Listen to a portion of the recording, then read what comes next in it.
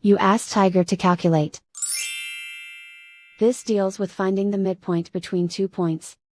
The midpoint between the 2 points is 81, negative 18.5. Let's solve it step by step. Plot the 2 points and calculate the midpoint using the formula.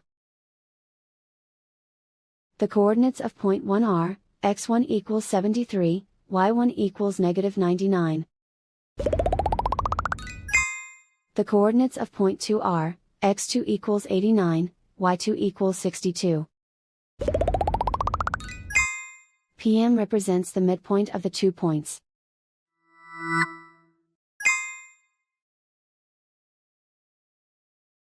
Use the x values in the midpoint formula to find the midpoints x.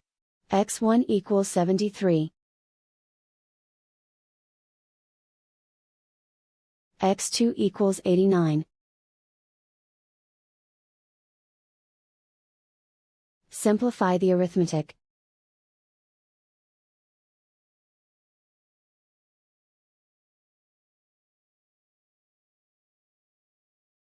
Use the y values in the midpoint formula to find the midpoints y. y1 equals negative 99. y2 equals 62. Simplify the arithmetic.